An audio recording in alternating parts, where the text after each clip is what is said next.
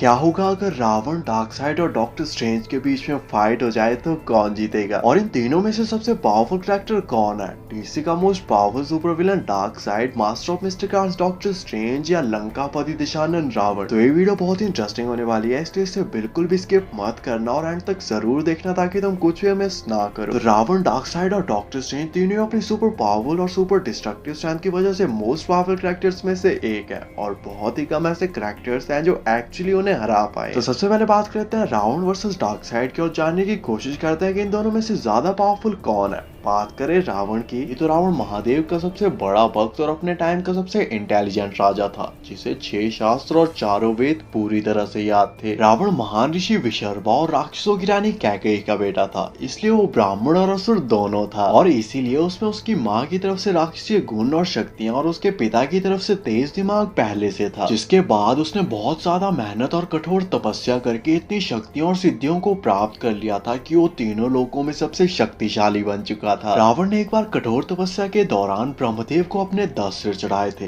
जिससे प्रसन्न होकर ब्रह्मदेव ने रावण को अमृतत्व का वरदान दिया, जिससे रावण इमॉर्टल हो गया और उसके पास सुपर नेचुरल रीजनरेशन और हीलिंग की पावर्स भी आ चुकी थी। और ब्रह्मदेव के इस वरदान की वजह से कोई भी देव, दानव, नाग, राक्षस या कोई भी जानवर रावण को ना ही मार सकते थे ना ही उसे हरा सकते थे। और रावण को मारना या हरा पाना सिर्फ किसी मानव के लिए ही संभव था और इसीलिए जब भी कोई रावण के सिर या किसी भी बॉडी पार्ट को काट देता था तो रावण मरता नहीं था, बल्कि वहाँ पे उसका दूसरा सिर आ जाता था। रावण एक कुशल राजा था जो हमेशा अपनी सेना के आगे चलता था और उसने बहुत सारे युद्ध बगैर सेना के अकेले भी जीत लिए थे। रावण इतना ज्यादा शक्तिशाली बन चुका था कि तीनों लोकों में किसी के लिए भी उसको हरा पाना लगभग असंभव था, इसलिए एक बार उसने यमलोक पे आक्रमण करके यमराज को हरा दिया था, कुबेर से उसका पुष्पक विमान छीन लिया था और शनिदेव को भी युद्ध करके हरा के बंदी बना दिया था। रावण इतना ज्यादा स्ट्रॉन्ग और ड्यूरेबल था कि वज्र, सुदर्शन और ब्रह्मास्त्र तक उसके आर्मर को तोड़कर उसके पार नहीं जा सकते थे, जो कि उसे एक तरह से अनडिफीटेबल बना देता था। और इंद्रदेव और वरुण देव जैसे देवता सिर्फ उसका नाम सुनते ही वहां से डरकर भाग जाते थे। रावण की स्ट्रेंथ और रीजनरेशन का एग्जाम्पल हमें फाइनल फाइट में मिलता है, जहाँ पे उसने अपने सैकड़ों सिरों को दोबारा से रिग्रो किया था, लक्ष्मण और हनुमान जैसे योद्धाओं को हरा दिया था और ब्रह्मा के तमसा अस्त्र से बानरों की आधे से ज्यादा सेना को एक ही बार में मार डाला था। रावण के पास इमेंसिव स्ट्रेंथ थी और वो कभी भी फाइट के दौरान अपने ओपोनेंट पे अपनी फुल स्ट्रेंथ का यूज नहीं करता था, क्योंकि उसे हमेशा डर लगा रहता था कि वो सब कुछ डिस्ट्रॉय कर देगा। साथ ही उसके पास Superman strength, speed, stamina, durability और फ्लाई की भी पावर्स थी, जो कि एक ट्रेंड वॉरियर था और वो हर तरह के कॉम्बैट और वेपन्स को यूज करना जानता था। रावण डॉक्टर स्ट्रेंज की तरह अपने ओपोनेंट की मूव्स को प्रेडिक्ट कर सकता था, अपने बहुत सारे क्लोन्स बना सकता था और एंटमैन की तरह अपने साइज को छोटा बड़ा भी कर सकता था। और उसकी हर एक वेपन सुपर डिस्ट्रक्टिव और मैजिकल होती थी, जो कि अर्थ या किसी भी प्लेनेट को एक ही अटैक में डिस्ट्रॉय कर सकता था। तो ये थी रावण की पावर्स। और रावण की पावर्स को अच्छे से जान लेने के बाद अब बात कर लेते हैं डार्क साइड की और जानने की कोशिश करते हैं कि आखिर ये डार्क साइड कितना पावरफुल है। तो बात करें डार्क साइड की, तो डार्क साइड डीसी का मेन विलन है, वो भी पिछले कई सालों से, जो कि अर्थ को कॉन्कर करना चाहता है क्योंकि अर्थ पर एंटी मैटर है। बात करें पावर्स की, तो डार्क साइड के पास सुपरमैन स्ट्रेंथ, स्टैमिना, ड्यूरेबिलिटी और इमॉर्टैलिटी ऐसी पावर्स हैं। मतलब वो फाइट के दौरान तो मर सकता है पर एजिंग के थ्रू बूढ़ा होकर कभी नहीं मर सकता। इसके अलावा dark side genius level intelligent और क्लोज फाइट का मास्टर है, जो कि अपने आसपास की चीजों को बगैर हाथ लगाए मूव कर सकता है और मैटर और एनर्जी को कुछ हद तक मैनिपुलेट भी कर सकता है। डार्क साइड की सबसे डेंजरस और सबसे पावरफुल वेपन है उसकी आंखों से निकलने वाली ओमेगा बीम्स, जो कि किसी के भी थ्रू जाकर उसे मार सकती हैं, सुपरमैन और बैटमैन को छोड़कर। पर डार्क साइड के पास ज्यादा फाइटिंग एक्सपीरियंस नहीं है। वैसे उसने लड़ाइयां तो बहुत लड़ी हैं, पर ज्यादातर टाइम वो सिर्फ स्ट्रैटेजीज अपनाता है और किसी और को फाइट करने के लिए भेज देता है। और कभी किसी सिनेरियो में अगर उसे फाइट करने के लिए जाना भी पड़े तो वो सिर्फ मेन कैरेक्टर्स के साथ ही फाइट लेता है। बाकी आप डार्क साइड की पावर, स्ट्रेंथ और टेरर का आइडिया इसी बात से लगा सकते हो कि गॉड्स, एटलांटियंस और ह्यूमन को इकट्ठा होना पड़ा था, तब जाकर वो बहुत ही मुश्किल से डार्क साइड को हरा पाए थे।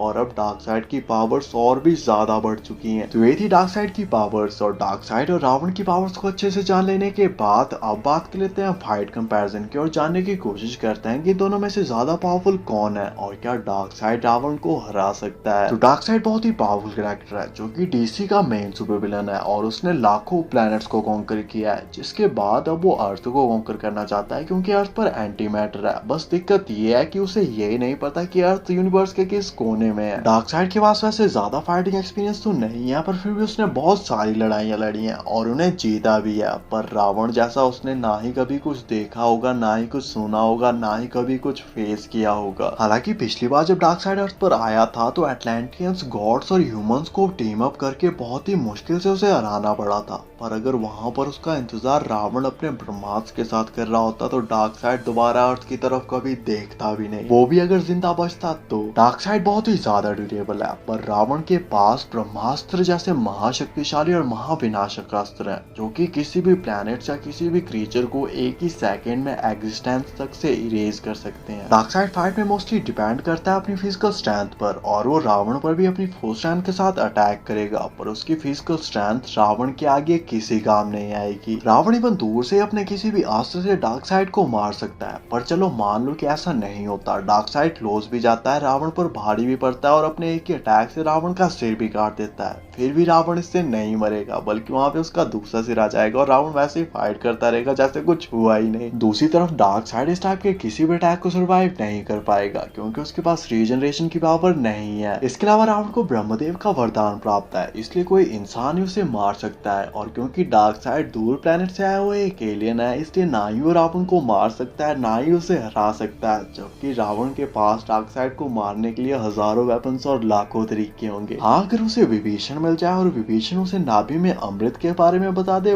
वो अलग बात है। डार्कसाइड को तुम एक छोटे से राक्षस से कंपेयर कर सकते हो जो कि फिजिकली बहुत ही ज्यादा स्ट्रॉन्ग है, थोड़ा इंटेलिजेंट भी है और अपनी आंखों से ओमेगा बीम छोड़ता है। जबकि रावण अपने टाइम के महाशक्तिशाली असुरों, राजाओं और देवताओं तक को हरा चुका है जो कि ऑब्वियसली डार्कसाइड से कई गुना ज्यादा पावरफुल होंगे। इन दी एंड डार्कसाइड ना ही रावण को मार सकता है ना ही उसे हरा सकता है, जबकि रावण डार्कसाइड को मार भी सकता है और हरा भी सकता है। इसलिए रावण इस फाइट का एक अल्टीमेट विनर होगा और फाइट में चाहे जो भी हो इन दी एंड जीतेगा रावण। तो बात करते हैं रावण वर्सेस डॉक्टर स्ट्रेंज की और जानने की कोशिश करते हैं कि इन दोनों में से ज्यादा पावरफुल कौन है। बात करें डॉक्टर स्ट्रेंज की तो अपना डॉक्टर स्ट्रेंज मिस्टिक आर्ट्स का मास्टर है जो कि अपने आसपास की एनर्जी का यूज करता है स्पेल्स को कास्ट करने के लिए, और वो इन स्पेल्स का यूज वो डिफेंस या अटैक पर्पसेस के लिए कर सकते हैं। इसके अलावा डॉक्टर स्ट्रेंज उड़ सकता है, अर्थ पर कहीं भी पोर्टल ओपन कर सकता है और मिरर वर्ल्ड को भी ओपन कर सकता है जहां पर होने वाली किसी भी चीज का रियल वर्ल्ड पर कोई भी इफेक्ट नहीं होता। पर डॉक्टर स्ट्रेंज को अपने स्पेल्स को कास्ट करने के लिए अपने हाथों को मूव करना पड़ता है, और अगर कोई संभव उनके हाथ को बांध दे जिससे वो अपने हाथों को मूव ना कर पाए या कुछ भी ना बोल पाए तो वो सिंपल सी रस्सियों से भी नहीं जुड़ पाएंगे। इसके अलावा डॉक्टर स्ट्रेंज की बॉडी एक नॉर्मल ह्यूमन बीइंग की है जिसके पास कोई भी सुपरफिशियल स्ट्रेंथ, स्पीड, स्टैमिना या ड्यूरेबिलिटी नहीं है जो कि उनकी सबसे बड़ी कमजोरियों में से एक है और उनका सबसे बड़ा डिसएडवांटेज भी है क्योंकि at the end of the day doctor strange fancy कपड़ों में एक आम आदमी है जो कि एक नॉर्मल से पंच से नॉकडाउन हो सकता है और मर भी सकता है। तो ये थी डॉक्टर स्ट्रेंज और रावण की पावर्स, और इन दोनों की पावर्स को अच्छे से जान लेने के बाद अब बात कर लेते हैं फाइट कंपैरिजन की और जानने की कोशिश करते हैं कि इन दोनों में से ज्यादा पावरफुल कौन है और क्या डॉक्टर स्ट्रेंज रावण को हरा सकता है। तो डॉक्टर स्ट्रेंज बहुत ही पावरफुल कैरेक्टर है जो कि मिस्टिक आर्ट्स का मास्टर है और बहुत सारे मैजिकल स्पेल्स भी जानता है जिनका यूज करके वो थैनोस और डोरमामू जैसे कैरेक्टर से भी फाइट कर चुका है।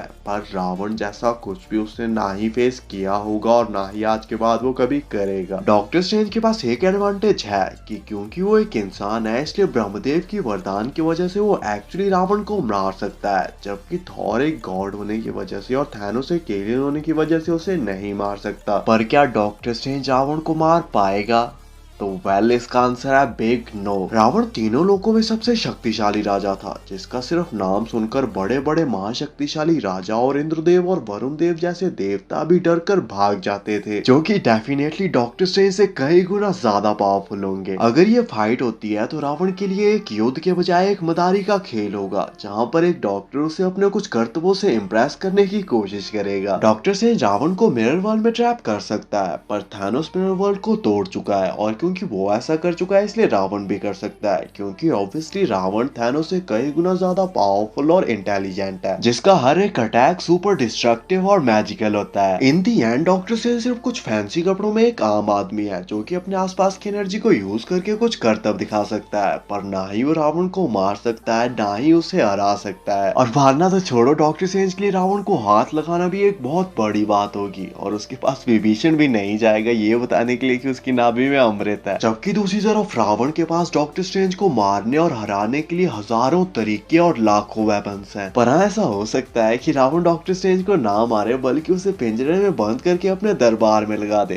ताकि वो और वहां पे मौजूद सभी लोग उसके कुछ जादुई करतबों का आनंद ले सके। बाकी आपको रावण और डॉक्टर स्ट्रेंज के ऊपर ये छोटी सी वीडियो कैसी लगी, और एमसीयू या डीसी का ऐसा कौन सा कैरेक्टर है जो रावण को हरा सकता है, कमेंट करके जरूर बताना। ऐसी अमेजिंग वीडियोस के लिए चैनल को सब्सक्राइब कर देना। And thanks for watching.